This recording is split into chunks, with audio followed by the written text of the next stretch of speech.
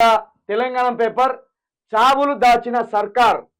గాంధీ హాస్పిటల్లో భారీగా మాతా శిశు మరణాలు.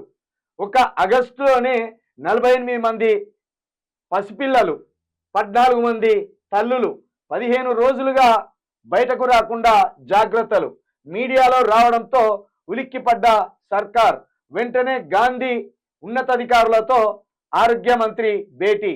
డేటా ఎలా లీక్ అయిందంటూ సూపరింటెండెంట్లకు చివాట్లు. ఒక్కొక్కరిని పిలిచి క్లాస్ తీసుకున్న ఉన్నతాధికారులు.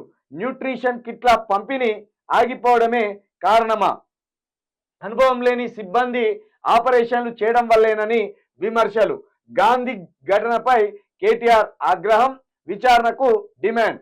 రాష్ట్రంలో ప్రభుత్వం ఉందా? చీఫ్ మినిస్టర్ ఏం చేస్తున్నారు?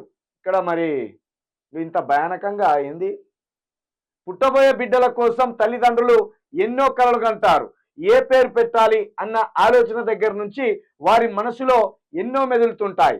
అలాంటి ఆలోచనను సర్కారీ దవాఖాన్లు పూర్తిగా పురిటిలోనే చిదిమేస్తున్నాయి. ప్రైవేట్కు వెళ్ళలేక ప్రభుత్వ ఆసుపత్రులనే నమ్ముకొని వస్తున్న పేదలకు పెనుశాపంగా మారుతున్నాయి.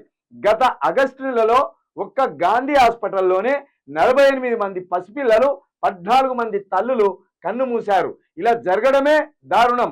కానీ ఈ మరణాలను దాచిపెట్టి సర్కార్ మరో తప్పిదం చేసింది. మరణాలకు కారణాలు ఆరా తీయకుండా డేటా ఎవరు లీక్ చేశారంటూ ఎంక్వైరీలు మొదలుపెట్టింది. అసలు లెక్క దాచిపెట్టి తప్పుడు లెక్కలతో తప్పుదారి పట్టించాలని చూస్తుంది.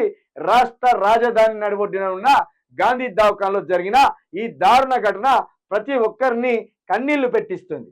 చూడండి ఎంత బాధాకరమో. అసలు ఒక స్త్రీ 9 నెలలు కడుపులో శిశువును మోసి ఇక్కడ రాసుకొచ్చినట్టు ఎన్నో కొత్త కళలు, తన బిడ్డను చూసుకోవాలని, మురిసిపోవాలని ఎంతో ఉంటుంది ఆ దంపతులు ఇద్దరికి. కానీ తీరా డెలివరీ టైంకి ఆసుపత్రికి పోవాలంటే మళ్ళీ ఇంటికి వస్తామా రామా అని ఒక అనుమానం అయితే కలుగుతున్నది.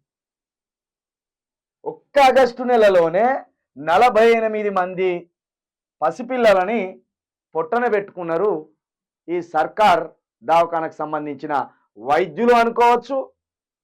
ఈ వైద్యుల మీద పూర్తి స్థాయిలో కమాండ్ లేని ఈ ప్రభుత్వం అనుకోవచ్చు.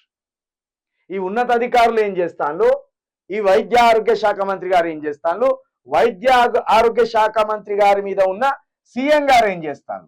ఒక్క నెలలో 48 మంది పసిపిల్లలు అంటే భవిష్యత్ తరాన్ని ప్రభుత్వ ఆసుపత్రుల్లోనే చంపేస్తున్నారనేది ఇక్కడ మనకు స్పష్టంగా అర్థమవుతుంది. 14 మంది తల్లులు అట, 14 మంది గర్భిణీ స్త్రీలు, డెలివరీ కోసం పోయిన గర్భిణీ స్త్రీలు 14 మంది చనిపోయినలాట. ఇదంతా కూడా 15 రోజులుగా బయటికి రాకుండా ఈ ప్రభుత్వ ఆసుపత్రులకు సంబంధించిన అధికారులు ఈ డేటాను మొత్తం దాచే ప్రయత్నం చేసిండ్రు. కానీ ఏదో విధంగా బయటికి బొక్కింది. మరి దీని చూడు ఎంత సిగ్గుచేటు. డేటా ఎట్లా బయటికి పొక్కిందనే కోపం వస్తుంది కానీ ఉన్నతాధికారులకు. అసలు ఈ 48 మంది శిశువులు ఒక్క నెలలో ఎట్లా మరణించిండ్రు, ఈ 14 మంది తల్లులు ఒక్క నెలలో ఎట్లా మరణించిండ్రని ఒక చిన్నపాటి రివ్యూ కూడా చేయని ఒక భయానకమైన సర్కార్గా రేవంత్ రెడ్డి సర్కార్ కనిపిస్తుంది. ఈ ఉన్నతాధికారులు ఈ లెక్కలను ఆరోగ్య శాఖ మంత్రి గారికి దగ్గరికి తీసుకుపోలేదు, ఆరోగ్య శాఖ మంత్రి గారు సీఎం గారి దగ్గర తీసుకుపోలేదు. ఎందుకు ఇట్లా వైఫల్యాలు జరుగుతున్నాయి? ఆపరేషన్ల దగ్గర వైఫల్యాలు జరుగుతున్నాయా? అనుభవం లేని డాక్టర్లు గర్భిణీ స్త్రీల మీద ప్రయోగాలు చేస్తున్నారా? అసలు సరిపడే సిబ్బంది ఉన్నదా లేదా? పరికరాలు ఉన్నాయా లేవా? దేనివల్ల ఇన్ని మరణాలు? అంటే రోజుకి 2 చొప్పున చంపేస్తున్నారు అన్నట్టు. ఇది ఓన్లీ, దయచేసి ఇది ఓన్లీ హైదరాబాద్లో ఉన్న గాంధీ దవాఖాన. హైదరాబాద్లో ఉన్న గాంధీ దవాఖాన ఒక్కటే.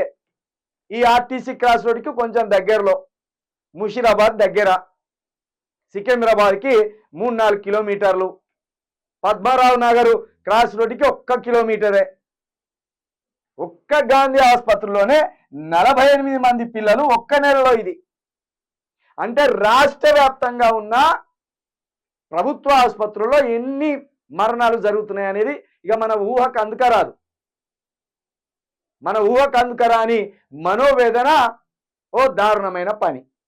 కాబట్టి తక్షణమే ఇంతమంది పిల్లలు ఎట్లా చనిపోయిన్లు, ఇంతమంది తల్లులకు ఈ కడుపు కోత ఎట్లా మిగిల్చిండ్లు, ఇది హాస్పిటల్లో సౌకర్యాలు లేకనా, లేకపోతే అనుభవం లేని డాక్టర్ల వల్ల జరిగిన దారుణమైన పని ఇది, లేకపోతే ఉన్నతాధికారుల పర్యవేక్షణ సరిగ్గా లేదా, లేకపోతే ఆరోగ్య శాఖ మంత్రి గారు దీని మీద సరిగ్గా పనిచేస్తలేరా, లేకపోతే సీఎం గారు ప్రతి వారానికి ఒకసారి దీని మీద రివ్యూ నిర్వహిస్తలేరా అనేది తప్పకుండా ఇది బయటికి రావాలి. దీని మీద విచారణ జరగాలి.